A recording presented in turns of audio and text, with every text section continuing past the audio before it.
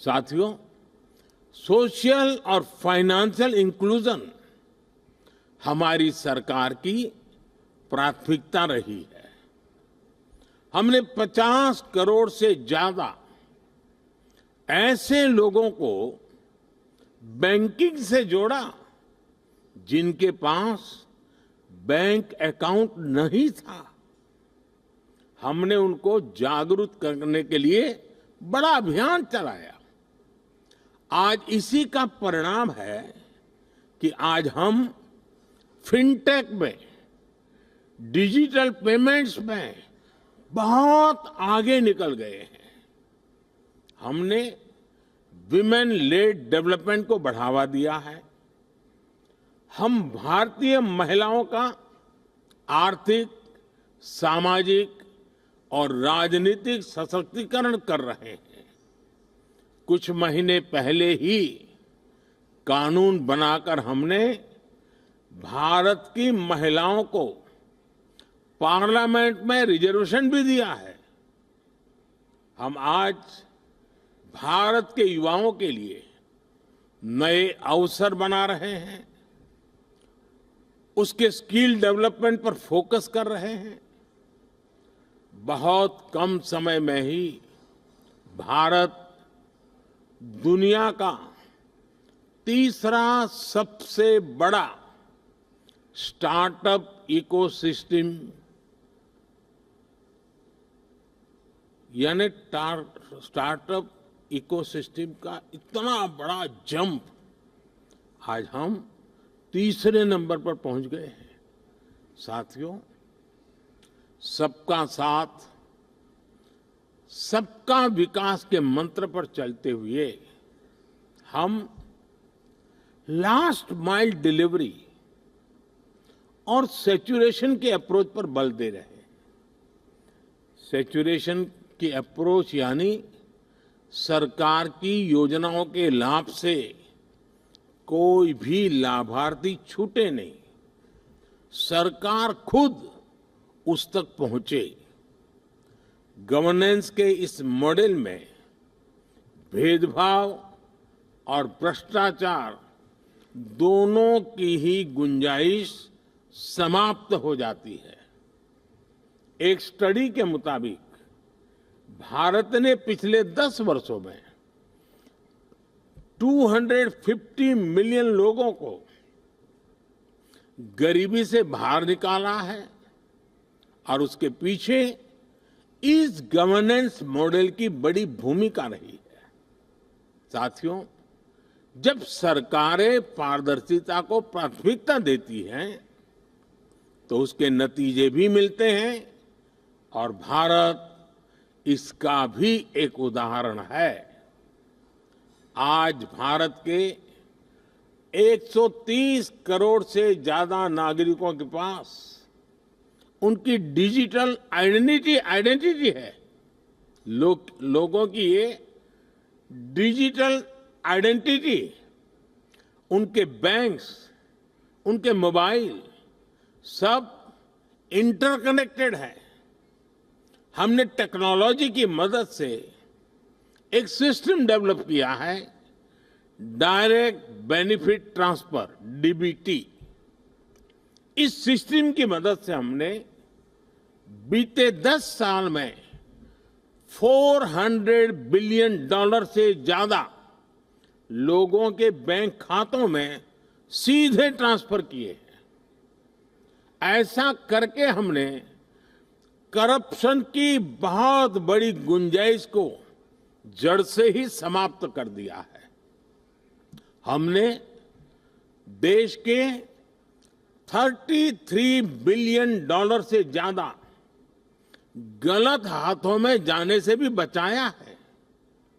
Friends, जहां तक climate change की बात है तो इससे डील करने के लिए भी भारत की एक अपनी अप्रोच रही है। भारत आज सोलर, विंड, हाइड्रो के साथ साथ बायोफ्यूल्स, ग्रीन हाइड्रोजन पर भी काम कर रहा है। हमारी संस्कृति हमें सिखाती है कि प्रकृति से जितना हासिल कर किया है उसे लौटाने का प्रयास भी करना चाहिए।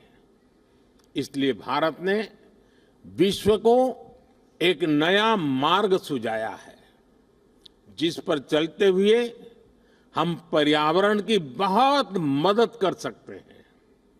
ये मार्ग है मिशन लाइफ, यानी लाइफस्टाइल फॉर एनवायरनमेंट का।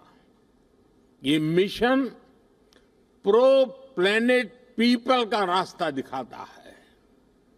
हम कार्बन क्रेडिट की अप्रोच को भी काफी समय से देख रहे हैं।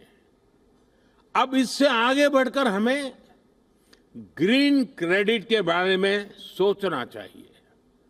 इसकी चर्चा मैंने यहां दुबई में ही COP28 के दौरान बहुत विस्तार से की थी।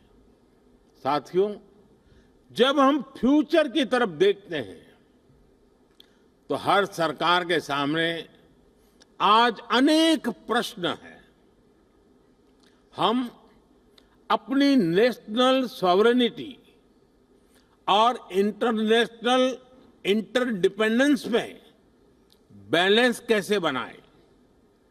अपने नेशनल इंटरेस्ट के लिए काम करते हुए इंटरनेशनल रूल ऑफ लॉ के प्रति अपनी कमिटमेंट पर कायम कैसे रहे? नेशनल प्रोग्रेस का विस्तार करते हुए हम ग्लोबल गुड के लिए ज्यादा से ज्यादा कंट्रीब्यूट कैसे करें? हम अपने कल्चर और ट्रेडिशन से विजडम लेते हुए भी यूनिवर्सल वैल्यूज को समृद्ध कैसे करें? हम डिजिटल टेक्नोलॉजी का लाभ लेते हुए उसके नकारात्मक उन प्रभावों से समाज को कैसे बचाएं? हम वैश्विक शांति के लिए प्रयास करते हुए आतंकवाद के खिलाफ कैसे मिलकर काम करें?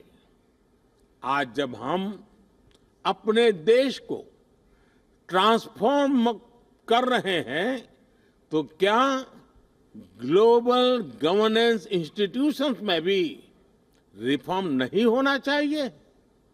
ऐसे अनेक सवाल हमारे सामने है। इन सारे सवालों को ध्यान में रखते हुए ही हमें अपनी सरकारों को दिशा देनी है, फ्यूचर प्लानिंग करनी है। हमें मिलकर कोहेसिव, कोऑपरेटिव और कोलैबोरेटिव वर्ल्ड की वैल्यूज को प्रमोट करना होगा।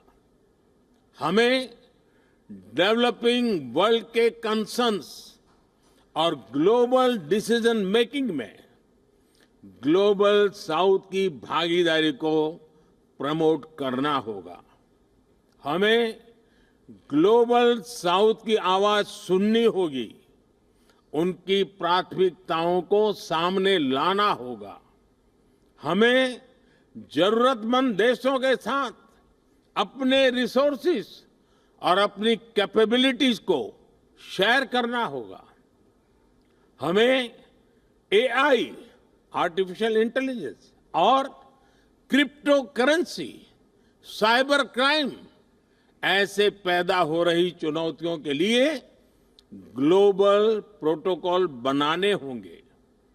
हमें अपनी नेशनल सॉवरेनिटी को प्राथमिकता देते हुए इंटरनेशनल लॉ की मर्यादा भी रखनी होगी।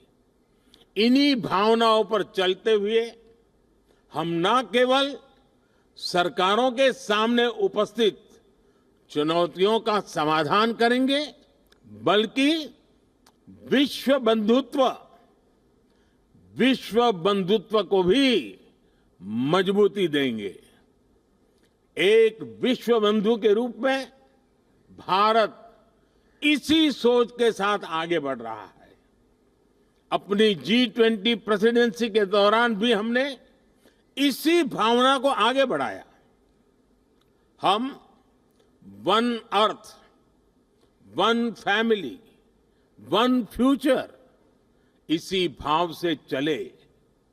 फ्रेंड्स, हम सभी के पास गवर्नेंस को लेकर अपने एक्सपीरियंसेस है। हमें न सिर्फ एक दूसरे के साथ काम करना है, बल्कि एक दूसरे से सीखना भी है। यही इस समिट का भी लक्ष्य है। यहां से निकले सॉल्यूशन दुनिया के फ्यूचर को शेप करने वाले होंगे। इसी विश्वास के साथ आप सभी को बहुत बहुत शुभकामनाएं। Thank you very much. WION World is One is now available in your country. Download the app now and get all the news updates on the move.